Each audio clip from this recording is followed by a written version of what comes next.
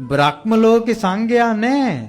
බ්‍රහ්ම ලෝක බ්‍රහ්මයෙකුට සංඝයාට දන් දෙන්න ඕන නම් මනුස්ස ලෝකෙට එන්න ඕන. ඒ නිසා ඔබට මේ ලැබිච්ච අවස්ථාව තේරුම් ගන්න. දෙවියෙකුට දානයක් දෙන්න ඕන නම් සංඝයාට මනුස්ස ලෝකෙට එන්න ඕන. සුද්දෙකුට හිතු විදියට දන් දෙන්න බෑ. මේ මනුස්ස ලෝකෙ විතරයි දන් දෙන්න තියෙන්නේ පින්වත්නි.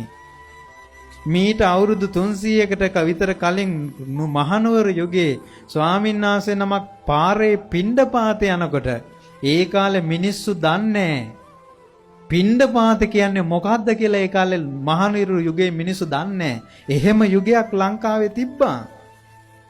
ඒවා පහු කරගෙනයි මේ අපි පින්වත්නි තුනුරුවන් සරණින් මහ බෝධියේ සෑය පිහිටෙන් අපි අද දන් දෙනවා. අපි අද බණ අහනවා. ලංකාවේ මිනිස්සු දන් දෙන්න නැති අවස්ථා තිබ්බා. යුද්ධ තිබිලා මිනිස්සු හැංගි හිටපු කාල තිබ්බා. ලංකාවේ හැම පිරිමියෙක්ගෙම පිරිමි කියලා පිරිසක් හිටියනම් සිංහල හැම පිරිමියෙක්ගෙම අතපය කපලා තිබ්බ කාලයක් තිබ්බ පොළොන්නරුවේ.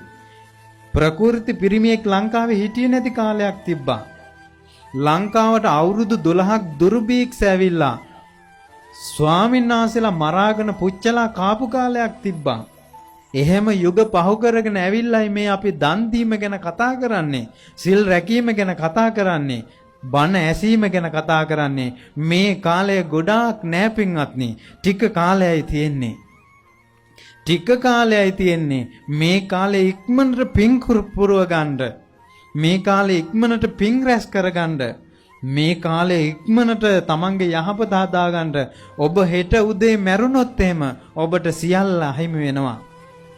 ඒ නිසා මරණයට කලින් පින් පුරව ගන්න. ඒ නිසා අවසාන වශයෙන් මම එකක් කියන්නම් ඔබට. එකක් කියන්නම්.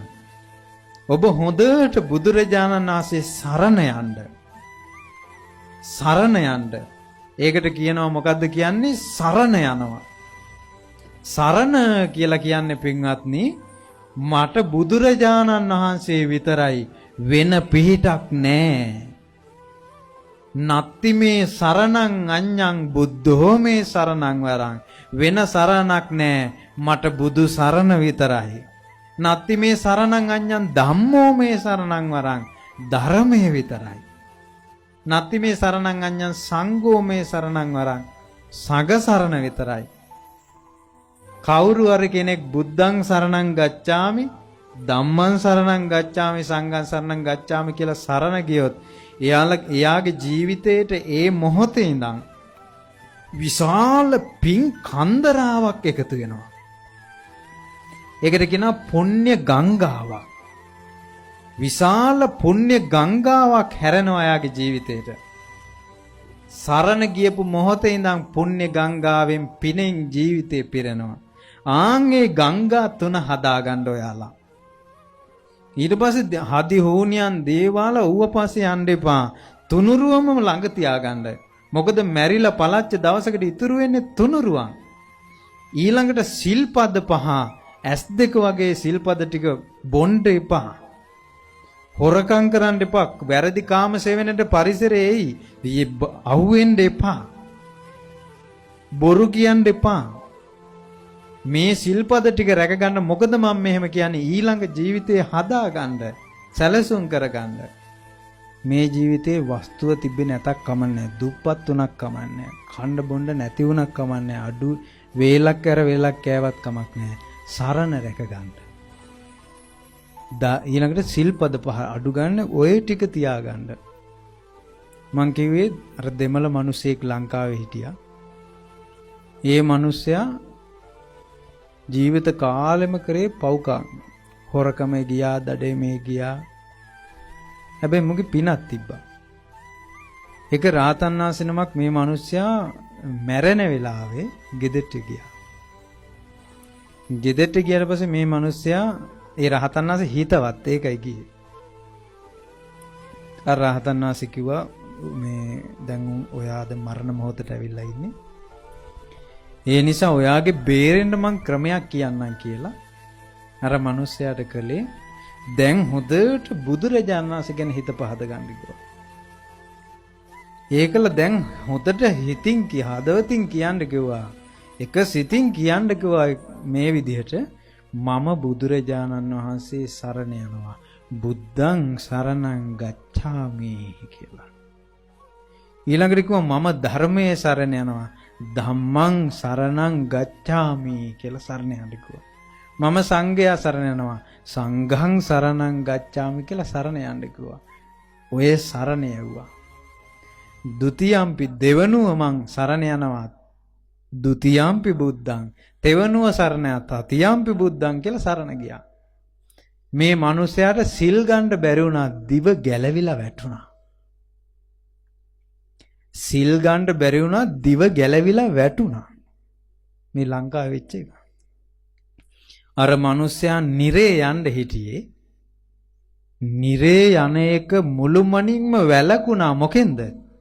සරණ යෑමෙන්. බුද්ධං සරණං ගච්ඡාමි. ධම්මං සරණං ගච්ඡාමි. සංඝං සරණං ගච්ඡාමි. සරණ කියන්නේ එච්චර බලවත් එකක්. සරණ කිලුටු කරගන්න එපා. එක ඒ වගේ සරණ කිලුටු වෙනවා. සරණ කිලුටු වෙනවා. බුදුරජාණන් වහන්සේට වඩා වෙන දෙයක් ඇත කියලා ධර්මයට සංඝයාට නිඳා පහස කරද්දී සරණ කිලුටු වෙලා බිඳිලා යනවා. ඊට පස්සේ පිහිට නැහැ. සරණ තියෙන්නේ හදවතත් එක්ක බද්ධ වෙලා. හදවතත් එක්ක. එහෙම ජීවිතයක් හදාගන්න සිල්පදත් එක්ක. මොකද ඔයාලගේ ජීවිතේ කවදා මැරෙයිද දන්නේ, කවදා නැති වෙයිද දන්නේ. ඒ නිසා ජීවිතේට සරණ පිහිට හදාගන්න. ඊළඟට එහෙම කරගෙන මේ ජීවිතේ මේ සංසාරේ ප්‍රශ්නේ අපේ විසඳිලා නැහැ. අපිට ප්‍රශ්නයක් තියෙනවා. ඒ ප්‍රශ්නේ තමයි ඊළඟ ජීවිතේ නිරයට යයි. ඊළඟ ජීවිතේ නිරයට ගියොත් ඔක්කොම ඉවරයි.